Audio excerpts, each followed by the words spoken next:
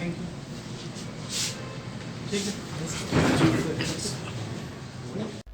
नमस्कार फ्रेंड्स, आज आपके सामने एक और हस्ती। मैं इनसे परिचय कराने से पहले आपको इनकी संस्था के बारे में बताता हूं। नाबार्ड, आपने सुना होगा इसका नाम, लेकिन इसका पूरा नाम राष्ट्रीय कृषि और ग्रामीण विकास बैंक। भारत की 70% अर्थव्यवस्था आज भी नाबार्ड या नाबार्ड जैसी संस्थाओं से रेगुलेट होती है। राष्ट्रीय कृषि और ग्रामीण विकास बैंक ये असिस्ट करती है पूरे इंडियन इकोनॉमी को, और इसीलिए गौरव प्रदान किया गया है, जैसे हमारे भारत को गौरव दिया गया है G20 की अध्यक्षता करने की, तो उसकी नॉलेज पार्टनर है नाबार्ड। तो आपको समझ में आ गया होगा कि नाबार्ड की क्या हैसियत है और नाबार्ड हमारे भारत के इकोनॉमी में क्या रोल प्ले करती है। तो मैं आज के महाप्रबंधक जो शख्सियत हैं हमारे, ये नाबार्ड के महाप्रबंधक हैं गौतम कुमार सिंह। तो इन्होंने बहुत बेहतर नाबार्ड में काम किया और खास करके रूरल इकोनॉमी को डेवलप करने के लिए नाबार्ड का इंफ्रास्ट्रक्चरल जो सेगमेंट है उसको कुछ और ज़्यादा इनोवेटिव करने के लिए, और नाबार्ड से और क्या क्या लाभ मिल सकता है, इसके ऊपर इनका बहुत अच्छा काम है। तो मैं सबसे पहले गौतम कुमार सर से कहना चाहता हूं कि सर, सबसे पहले तो आपको बहुत बहुत बधाई हो, स्वागत है हमारे चैनल पर। सर, मैं ये जानना चाहता हूं कि नाबार्ड आज से 20 साल पहले, बिफोर 20 ईयर्स और आफ्टर 20 ईयर्स, 20 साल बाद जो नाबार्ड है, वो हम लोग जो कॉलेज टाइम में पढ़ते थे नाबार्ड और आज का नाबार्ड, दोनों में जमीन आसमान का अंतर है। तो ये जर्नी सर आप लोगों ने बहुत जल्दी पिकअप करके जो गेन किया है और आपने एक उच्चता हासिल की है, इसके पीछे का क्या राज है? आप सबों को नमस्कार।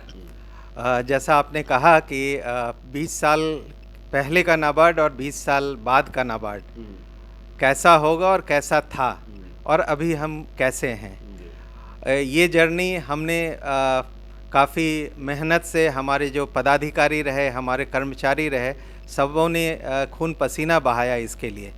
और नाबार्ड जब भी कोई चैलेंज आता है, ख़ास करके कृषि और ग्रामीण क्षेत्र के लिए, तो नाबार्ड कुछ ना कुछ नवोन्मेषी इनोवेटिव सॉल्यूशन लेके आता है। और शुरुआत अगर देखें 1982 में नाबार्ड एक डेवलपमेंट फाइनेंशियल इंस्टीट्यूशन, मुख्यतः रीफाइनेंस करने के लिए इसकी स्थापना की गई थी, और रिज़र्व बैंक के विभाग को निकाल के एक अलग से शीर्ष संस्था बनाया गया था नाबार्ड।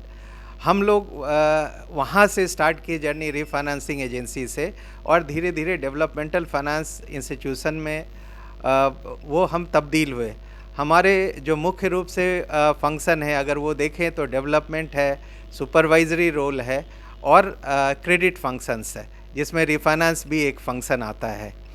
जो मैं आपसे इनोवेटिव सॉल्यूशंस की बात कर रहा था, अगर आप अपने बचपन के समय को याद करें या हम अपने बचपन के समय को याद करें, जब मैं नाबार्ड में शायद था भी नहीं, उस समय अगर कृषि लोन लेने के लिए हम लोग डिपेंडेंट रहते थे कोऑपरेटिव संस्थाओं पे। और जब हमें हमारे परिवार के लोगों को, मैं मूलतः किसान परिवार से हूँ, जब लोन आता था उस समय फसल तैयार होने वाला होता था। नाबार्ड ने उसके लिए एक इनोवेटिव सॉल्यूशन लाया जिसको किसान क्रेडिट कार्ड कहते हैं, जिसमें 3 साल या 5 साल के लिए लिमिट आपको दिया जाता है। हर बार आपको अपने ज़मीन के डॉक्यूमेंट्स, क्या आप खेती करेंगे, वो लेके जाने की ज़रूरत नहीं है। एक बार में ही फिक्स हो जाता है आपका लिमिट, जिसमें खेती के स्केल ऑफ फाइनेंस और इसके अलावा जो आपके मशीनरी के रख रखाव के लिए है और आपके कंजम्पशन के नीड्स को भी जोड़ के लिमिट आपका तय किया जाता है, जितनी ज़मीन है उसके हिसाब से। और इसमें सरकार के द्वारा सबवेंशन भी, इंटरेस्ट सबवेंशन भी है, और समय पे अगर आप ऋण को वापस करते हैं तो उस पे भी आपको छूट मिलता है। तो ये एक इनोवेशन हुआ। भारत में एक नया प्रयोग किया गया गरीबी उन्मूलन के लिए, जिसको हम स्वयं सहायता समूह के नाम से जानते हैं। 90 के दशक में नाबार्ड ने इसको लाया। इसके पहले IRDP थे, इंटीग्रेटेड रूरल डेवलपमेंट प्रोग्राम, उसको ग्रुप मोड में लाया गया कि इसमें लीकेजेस कम होंगे, और जहां एक काम को एक आदमी कर रहा है वही इकट्ठा 15 या 20 लोग मिल के करेंगे तो उसके सफलता के चांसेस कम होंगे और बैंक के पैसे की रीपेमेंट भी समय पे होगा। एक टर्म हम यूज़ करते हैं पीयर प्रेशर, उसके कारण से। तो एसएचजी आज के दिन में दुनिया की सबसे बड़ी गरीबी उन्मूलन का कार्यक्रम है, जहाँ पे कि 1 करोड़ से ज़्यादा परिवार भारत में जुड़े हुए हैं इससे। और उसके आगे अगर आप आते हैं तो वित्तीय समावेशन की बात होती है। 2008 में हमने ये जर्नी शुरू किया था, बाद में उसे हमारे माननीय प्रधानमंत्री जनधन योजना लाया, और मुझे स्वयं सौभाग्य मिला कि प्रधानमंत्री के सामने जिस दिन प्रधानमंत्री जनधन योजना की लॉन्चिंग थी, मैं नाबार्ड के तरफ से जाके वहाँ पे प्रेजेंट किया कि कोऑपरेटिव संस्थाओं को भी प्रधानमंत्री जनधन योजना में जोड़ा जाए, क्योंकि इसमें क्राइटेरिया था कि टेक्नोलॉजी प्लेटफॉर्म पे रहें। तो हमने वहाँ पे उजागर किया कि कोऑपरेटिव संस्था भी सीबीएस प्लेटफॉर्म पे आ गया है नाबार्ड के सहयोग से, कार्ड टेक्नोलॉजी पे आ गया है, पेमेंट सिस्टम पे आ गया, और वो कोऑपरेटिव संस्था को भी पीएमजेडीवाई के लिए फिर एलिजिबल किया गया, जोड़ा गया। वो भी इनोवेशन नाबार्ड के तरफ से फाइनेंशियल इंक्लूजन का था। इसी तरह अगर और आगे बढ़े, हम अपने जर्नी को लेके आएँ, तो कृषक उत्पादक समूह जिसको एफपीओ कहते हैं, एफपीओ नाबार्ड ने एक प्रयोग किया। जब वो सफल हुआ तो भारत सरकार 10,000 एफपीओ पे अभी काम कर रही है, नाबार्ड उसमें प्रमुख भूमिका निभा रही है, और हम क्रेडिट गारंटी फंड भी क्रिएट किए हैं जिसमें नाबार्ड अपना भी पैसा लगाया है, और भारत सरकार ने भी उस फंड को क्रिएट करने के लिए पैसा दिया है। उससे आगे अगर हम जर्नी को ले जाएं तो कोऑपरेटिव्स को जो सीबीएस प्लेटफॉर्म पे आप देखते हैं, नाबार्ड ने एक प्रयोग किया कि लो कॉस्ट टेक्नोलॉजी हम लाए, क्लाउड कंप्यूटिंग मॉडल जिसको कहते हैं। उसमें रेंटल मॉडल पे आपके डेटा को क्लाउड में रखा जाता है, मतलब कि रेंटल मॉडल आप कह सकते हैं। वो काफ़ी सस्ता मॉडल हमने कोऑपरेटिव के लिए लाया, कोऑपरेटिव को पेमेंट सिस्टम पे ले गए, और आज जो कोऑपरेटिव सिस्टम में कमजोरी है उसको मजबूत करने के लिए जो सबसे नीचे का टियर है 3 टियर में, जिसको पैक्स कहते हैं या लैंप्स कहते हैं, उसको हम लोग कंप्यूटराइज कर रहे हैं। भारत सरकार 64,000 पैक्स को कंप्यूटराइज करने की योजना लाई है, और जिसकी जिम्मेवारी नाबार्ड के ऊपर है। झारखंड में भी जो 4,000 प्लस पैक्स और लैंप्स हैं, उसको भी हम इस योजना में कवर करेंगे आने वाले 3 वर्षों में। इसके अलावा नाबार्ड सिर्फ वित्त ही प्रोवाइड नहीं करती है बैंकों को, बल्कि राज्य सरकार को ग्रामीण इंफ्रास्ट्रक्चर, रूरल इंफ्रास्ट्रक्चर के लिए, जैसे ब्रिज के लिए, इरिगेशन के लिए, फॉरेस्ट्री प्रोडक्ट के लिए हम लोन प्रोवाइड करते हैं। उसके पीछे रीज़न ये है कि अगर हम इंफ्रास्ट्रक्चर क्रिएट करेंगे तो ग्राउंड लेवल क्रेडिट बढ़ेगा, बैंक वहाँ पे जाके लोन प्रोवाइड करेंगे, और जो फार्मर है वहाँ पे कैपिटल फॉर्म करेगा। कैपिटल फॉर्मेशन कहते हैं कि कोई वहाँ पे परमानेंट इंफ्रास्ट्रक्चर, मशीनरी किसान अपना वहाँ पे डेवलप करे। इससे आगे अगर हम आएँ तो डिजिटाइज हमने एसएचजी को भी किया ई शक्ति के नाम से। बाद में भारत सरकार ने एनआरएलएम या एसआरएलएम के एसएचजी को डिजिटाइज उसी मॉडल के रूप में किया। तो ये जर्नी है कि नाबार्ड समय के साथ अपने को बदलता है।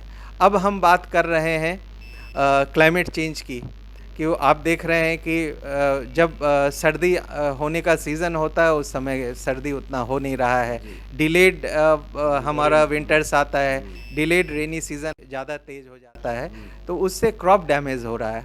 तो हम लोग पायलट कई जगह किए हुए हैं कि उस बदले हुए मौसम में ऐसा कौन सा क्रॉप है जो सस्टेन कर पाए, लेट वैरायटी कौन सा होगा, या उस शॉक को कौन सा झेल सकता है।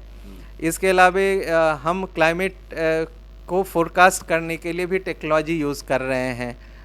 हम हजारीबाग में इफ़को को एक प्रोजेक्ट दिए हैं, उसके माध्यम से पायलट कर रहे हैं, जहां किसानों के पास एसएमएस के माध्यम से आगे के मौसम की जानकारी मिलती है, और क्या फसल में कीड़ा लग सकता है, उसके लिए क्या सावधानी उनको बरतना है, क्या प्रिकॉशंस लेना है, वो भी एडवाइजरी उनको जा रहा है। वो अगर सफल होगा तो हम आगे इसको और बढ़ाएंगे। इसी तरह से ड्रोन के यूज़ को भी हम लोग फोर्सी कर रहे हैं, और हम लोग उस पर भी झारखंड के एफपीओ के जो मेंबर्स हैं, कुछ पढ़े लिखे नौजवान हैं, उनको भी उसका प्रशिक्षण हम लोग देना चाहेंगे। सर, बहुत सुंदर बात सर आपने बताई कि NABARD in total agriculture development हमारी इंडियन इकोनॉमी को डेवलप करने के लिए एक सस्टेनेबल ग्रोथ और डिजाइन बनाकर काम कर रही है, और आज पूरी तरह से साइंटिफिक मोड में काम कर रही है। जैसे सर ने बताया कि अगर सोशल मोड की बात करें तो एसएचजी सेल्फ हेल्प ग्रुप से बड़ी कोई एग्जाम्पल नहीं हो सकती। दूसरी बात जो सर ने कहा कि क्लाउड, हम लोगों ने क्लाउड में उन सब डाटा को रखते हैं जो फार्मर्स के साथ जुड़े हुए होते हैं, और टोटल एग्रीकल्चर या एग्रीकल्चर इंडस्ट्रीज जो चलते हैं उससे संबंधित बहुत सारी डाटाज उसमें रखे जाते हैं। इसके बाद क्लाइमेट चेंज, आपको पता है कि पूरी विश्व परेशान है इससे कि क्लाइमेट बदलती जा रही है और जनजीवन के प्रोडक्शन और समझिए उसके जीवन पे खतरा है। क्लाइमेट चेंज होने से बहुत ऐसे पशु पक्षी प्राणी मिलेंगे आपको जो कि अब विलुप्त हो गए हैं, अब वो देखने को नहीं मिलते, जिसमें बहुत सारा मैं नाम ले सकता हूँ। गौरैया एक चिड़िया हुआ करती थी, आपको पता है, सर को जानते हैं, बचपन में हम लोग उसे बहुत देखा करते थे, छोटी छोटी चिड़िया होती थी। वो चिड़िया आपको विलुप्त प्राय होती जा रही है। क्यों? क्योंकि वो क्लाइमेट चेंज होने से, रेडिएशन से अब वो बिल्कुल अब सस्टेन नहीं कर पा रही है, एग्जिस्ट नहीं कर पा रही है। तो ये नाबार्ड का जो बिल्कुल साइंटिफिक मोड में लाना और काम करना, इसके बाद ड्रोन टेक्नोलॉजी का भी इस्तेमाल करना, जिससे कि एग्रीकल्चरल एरिया में ये देखा जाए कि कहाँ ग्रोथ है, कहाँ बगिंग हो रहा है, कहाँ पर किस तरह से फसल की खराबी हो रही है, किस तरह से बाहर के एलिमेंट फसल को डैमेज कर रहे हैं। इन सब चीज़ों को ध्यान में रखते हुए सर ये जो समेकित विकास है, इन टोटल ग्रोथ की जो बात नाबार्ड कर रही है, तो ये भारत के सपने को पूरा करने जैसा है कि इंडिया का जो ड्रीम है कि हम माने 20 साल के बाद एक सबसे डेवलप इंडिया बना के दें, तो ये 20 ईयर्स बड़ा चैलेंजिंग है सर, क्योंकि अमृत महोत्सव भी हम लोगों का चल रहा है। तो इसमें नाबार्ड के ऊपर बड़ी सारी जिम्मेवारी है। हमें तो ऐसा लगता है कि 70% जिम्मेवारी नाबार्ड के ऊपर ही है।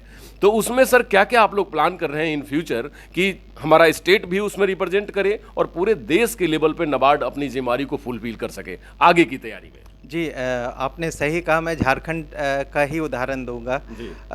अभी अगर आप देखेंगे, किसान का बेटा किसानी नहीं करना चाहता है। जो गांव के हमारे ट्राइबल्स हैं वो जाके बाहर मजदूरी कर लेगा, लेकिन वो अपने खेतों में खेती नहीं करेगा। उनको खेती में रोकने के लिए आपके ज़िले में ही हमने एक प्रोजेक्ट दिया है, जहाँ की रूरल यूथ को हम कैसे रोकें, गांव में ही खेती के तरफ कैसे आकर्षित करें, उसके लिए एक हमने बड़ा प्रोजेक्ट दिया हुआ है। इसी तरह से नेचुरल फार्मिंग, जो कि climate change, climate resilient agriculture या उसको मिटिगेट करने के लिए क्लाइमेट के इफ़ेक्ट को, हम लोग नेचुरल फार्मिंग को बढ़ावा दे रहे हैं। उसके लिए परियोजना हमने कई पायलट्स अलग अलग एरिया में झारखंड में भी दिया है और दूसरे राज्यों में तो चल ही रहा है। हम एक नया प्रयोग कर रहे हैं जिसको हमने नाम दिया है जीवा। जीवा का नाम 2 प्रोजेक्ट हम सैंक्शन करने जा रहे हैं झारखंड में। जो हमारे पहले से आदिवासी विकास कार्यक्रम के अंतर्गत वाडी परियोजना थी या वाटरशेड विकास कार्यक्रम था, उसी में हम जीवा परियोजना दे रहे हैं, जहाँ की केमिकल फर्टिलाइजर्स का यूज़ नहीं किया जाएगा। हम मिट्टी को जीवित प्राणी के रूप में देख के उसको विकसित करेंगे, और जो उसमें ज़रूरत के मिनरल्स हैं वो हम ऑर्गेनिक मैन्योर्स के रूप से उसमें देंगे, या नीम के खल्ली के या अलग अलग उसमें लिक्विड के तैयार किए जाते हैं, पेस्टिसाइड्स, इंसेक्टिसाइड्स, हाँ, जीवामृत जैसे हो गया, उस तरह से वो हम करेंगे। इसके अलावे हम आदिवासी को भाइयों को इस क्षेत्र में रोकने के लिए कि अपने गांव में रहें, वहीं लाइवलीहुड की अपॉर्चुनिटी क्रिएट करें, हम पूरे झारखंड में 55 आदिवासी विकास कार्यक्रम चला रहे हैं, जिसमें कि हम ऑर्चर्ड बेस्ड लाइवलीहुड प्रोग्राम, यानी कि आम, अमरूद, शरीफा, जो यहाँ पे नेचुरली हो सकता है, कहीं पे मौसमी, नींबू या काजू, उस प्लांट का हम मिश्रण देते हैं और बीच में इंटरक्रॉपिंग करने बोलते हैं दलहन तिलहन के लिए। तिलहन और दलहन को हम बढ़ावा देने के लिए भी झारखंड में प्रोजेक्ट लाने वाले हैं। हमारी बात इक्रीसैट जैसी संस्था से हो रही है, national oil seed development corporation के साथ बात हो रही है, हम लोग कोलैबोरेट करके, क्योंकि झारखंड में आप जानते हैं कि ज़्यादातर हमारा मोनोक्रॉप्ड एरिया है, सिर्फ बरसात के समय में धान लेते हैं और पल्सेस में, जबकि हमारे राज्य का, झारखंड का हाईएस्ट प्रोडक्टिविटी है, नेशनल एवरेज से ज़्यादा प्रोडक्टिविटी हमारे झारखंड का है। तो हम उसी को बढ़ावा देना चाह रहे हैं कि कम से कम 2 क्रॉप लें, क्योंकि धान काटने के बाद भी मिट्टी में मॉइस्चर रिटेन रहता है। उसी मॉइस्चर में हम तिलहन या दलहन आराम से ले सकते हैं बिना सिंचाई के लिए।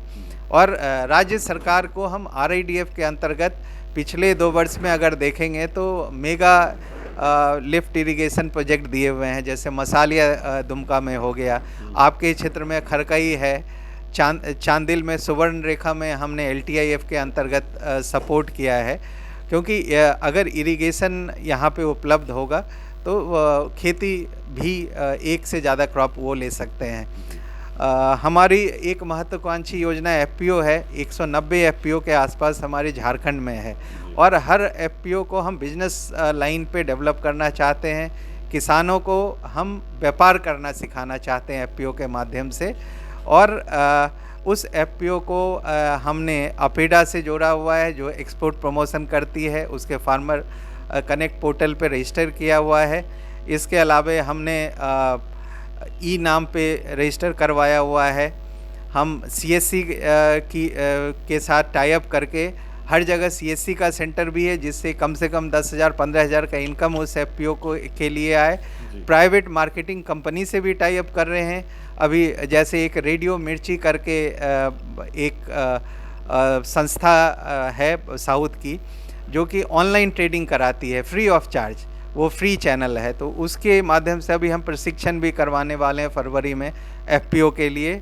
KVK में हम लोग अरेंज करेंगे, और वहाँ से मार्केट मिर्ची, सॉरी रेडियो मिर्ची नहीं, मार्केट मिर्ची नाम की वो संस्था है, जो मतलब सोर्स भी करती है। मान लीजिए आपको रॉ मटेरियल लेना है, कहाँ उपलब्ध है वो वहाँ पे अवेलेबल है, उससे ले लीजिए। और कहाँ बेचना है, कहाँ आपको अच्छा रेट मिल रहा है, वो भी आपको उपलब्ध होगा। तो प्रयास तो हम लोग कर रहे हैं कि कम से कम कृषि के क्षेत्र में जिसके लिए नाबार्ड बना हुआ है, इसका समेकित विकास, जैसा आप कह रहे थे सस्टेनेबल डेवलपमेंट हो, वो निश्चित रूप से झारखंड में भी होगा। पोटेंशियल यहाँ पे इमेंस है। वेजिटेबल्स के क्षेत्र में जो फल यहाँ पे है, हम नॉन फार्म सेक्टर की तरफ भी लोगों को आकर्षित करवा रहे हैं, क्योंकि हर ज़िले में हर पॉकेट में कुछ ना कुछ आर्ट क्राफ्ट है, हैंडीक्राफ्ट है, हैंडलूम है, जो कि मशहूर है। हम उसको भी डेवलप करना चाह रहे हैं। आपको ये भी बताना चाहेंगे कि इस राज्य में हमने 2 गैर कृषि प्रोड्यूसर कंपनी भी स्वीकृत किया है। एक आपके सरायकेला में ही है, और एक अभी हमने रिसेंटली गढ़वा में किया है, और एक पुराना हमारा है जो कि दुमका में OFPO है। 3 OFPO फंक्शनल हैं। इस बार भी हम टारगेट कर रहे हैं कि नए भी 1-2 प्रस्ताव हम दें। GI टैगिंग के लिए झारखंड में 2 प्रोडक्ट के लिए, आपका ये कुचाई सिल्क और भगैया सिल्क के लिए नाबार्ड ने सपोर्ट दिया हुआ है एजेंसी को कि उसको रजिस्टर कराएं। इस बार 7 अन्य प्रोडक्ट के लिए हम लोग कोशिश करेंगे झारखंड से जो GI पे हो, क्योंकि आपके झारखंड में सिर्फ एक प्रोडक्ट GI टैग्ड है, जो कि सोहराई पेंटिंग आपका है। क्योंकि हमारे यहाँ तो हर एरिया में कुछ ना कुछ मशहूर है, जिसको कि हम ज्योग्राफिकल इंडिकेशन दिलवा सकते हैं। सर बहुत बहुत धन्यवाद। सर अब आखिरी सवाल मैं करना चाहूँगा कि जो किसान हैं या जो इनोवेटिव किसान है, जो चाहते हैं कि उनके कृषि में कुछ ना कुछ नयापन आए, जोड़ा जाए, कमर्शियल एस्पेक्ट जोड़े उसके अंदर, कुछ जैसे फूड प्रोसेसिंग और जो जैसे आपने बताया कि फार्म और नॉन फार्म दोनों टेक्नोलॉजी को लेकर मैं चल रहा हूं और उसको डेवलप करूंगा, तो सर उस जैसे लोग अगर जुड़ना चाहे नाबार्ड से, तो कौन सा प्लेटफॉर्म होगा और उसके लिए उन्हें किन तक पहुंचना चाहिए, जिससे कि पूरी इन्फॉर्मेशन उनको मिले और नाबार्ड उनको पूरा नर्चरिंग कर सके, उनको एक पूरा सपोर्ट और सस्टेनेबिलिटी दे सके? हमारे झारखंड के हर 24 ज़िले हैं। 24 ज़िले में हमारे जिला विकास प्रबंधक तैनात हैं। 18 जिला विकास प्रबंधक 23 ज़िलों को देखते हैं, और 1 जिला विकास प्रबंधक हमारे क्षेत्रीय कार्यालय में ही बैठते हैं, वो रांची को देखते हैं। तो जो भी किसान भाई या कोई एंटरप्रेन्योर, प्रोस्पेक्टिव एंटरप्रेन्योर हमसे जुड़ना चाहते हैं, तो हमारे जिला विकास प्रबंधक से संपर्क कर सकते हैं। अगर उनका नंबर देखना है, एड्रेस देखना है, तो नाबार्ड के वेबसाइट nabard.org पे जाएं। वहाँ पे सारे DDMs का नंबर और एड्रेस भी मिल जाएगा। इसके अलावा भी अगर कोई वेबसाइट नहीं देख पा रहा है हमारा किसान भाई या कोई महिला, तो नज़दीक के कोई भी बैंक हो, चाहे प्राइवेट बैंक हो, सरकारी बैंक हो, ग्रामीण बैंक हो, कोऑपरेटिव बैंक हो, उनके शाखा में चले जाएं और उनसे सिर्फ कहें नाबार्ड के जो साहब हैं इस ज़िला का, उसका नंबर दे दीजिए, नाबार्ड के ज़िला विकास प्रबंधक का नंबर। तो उन्हें हमें पूरी उम्मीद है कि उन्हें नंबर वहाँ से उपलब्ध करवा दिया जाएगा। इसके अलावे अगर कोई रांची आ रहे हैं तो रांची में हमारा क्षेत्रीय कार्यालय है, बरियातू में क्षेत्रीय कार्यालय है, वहाँ भी आके संपर्क किया जा सकता है। सर, पूरे झारखंड के किसानों को, हमारे पूरे भारतवर्ष के किसानों को या कृषि क्षेत्र से जुड़े हुए लोगों को नव वर्ष की शुभकामना दे दीजिए और उनको उनके कृषि क्षेत्र में जो आने वाले चैलेंजेज हैं उसके लिए उनको मैं शुभकामना दीजिए, जिससे वो मीट कर सकें और देश को डेवलप करें। सभी किसान भाइयों को और जो महिलाएं हैं खास करके ग्रामीण क्षेत्र के, और जो युवा वर्ग हैं उनको कृषि से जुड़ना चाहिए। कृषि के उद्यम जो हो सकते हैं, उद्यम लगाने के लिए प्रयास होना चाहिए। कई सारे स्कीम्स हैं और नाबार्ड आपके साथ खड़ा है। आप अगर एक कदम चलते हैं तो नाबार्ड आपके साथ 2 कदम आपको आगे ले जाने के लिए तैयार है। आप सबों को नव वर्ष की हार्दिक शुभकामनाएं। और जो रबी का फसल आपका अभी है, मैं शुभकामना आपको देता हूं कि वो अच्छा रहे, मौसम का आपको साथ मिले और अच्छी उपज हो, अच्छी पैदावार हो और अच्छा उसका मूल्य भी बाजार में आपको मिले। धन्यवाद। धन्यवाद सर, धन्यवाद। फ्रेंड्स, नाबार्ड जैसे कहा जाता है, महात्मा गांधी ने कहा था कि भारत गांवों में बसती है, भारत की आत्मा जो है गांव में बसती है। तो मैं इतना जरूर कहूंगा कि किसानों की आत्मा नाबार्ड में बसती है। किसानों की आत्मा नाबार्ड में इसलिए बसती है क्योंकि नाबार्ड अब आपके हर पहलू को ध्यान में रखकर आपके खेती बाड़ी किसानी से जोड़कर आपकी तरक्की, आपकी ट्रेनिंग, आपकी मेंटरिंग और आपके आगे की डेवलपमेंट, आपका फ्यूचर प्लानिंग, आपकी बचत, आपकी सहूलियत, सारी चीज़ों का ध्यान नाबार्ड रखा करती है। जहां तक गौतम कुमार जी ने बताया कि आप किसी भी क्षेत्र में नाबार्ड से जुड़ेंगे तो नाबार्ड, आप 1 कदम चलें, नाबार्ड 99 कदम आपकी तरफ चल के आपको सपोर्ट करने के लिए तैयार है। नाबार्ड हमारे देश की गौरव है। पहले भी कहा जाता था, उत्तम खेती मध्यम बान, निर्घिन सेवा भीख निदान। मतलब सर्वोत्तम खेती ही है। अगर खेती किसानी नहीं होगी तो हमारे थाली में भोजन नहीं आएगा, खाना नहीं आएगा। तो खाना ही ज़्यादा इंपॉर्टेंट है क्योंकि दुनिया इसी शक्ति से चलती है, उसी भोजन और उसी फूड से दुनिया चलती है और उसी फूड की तो आपाधापी है। तो आप किसान हैं, ये हमारे लिए गौरव है। आप कृषि क्षेत्र में काम कर रहे हैं, ये हमारे लिए गौरव है। और इसी गौरव को नाबार्ड और मजबूत कर रही है और नाबार्ड आपकी संस्था है। नमस्कार, डॉक्टर अरुण शर्मा की तरफ से।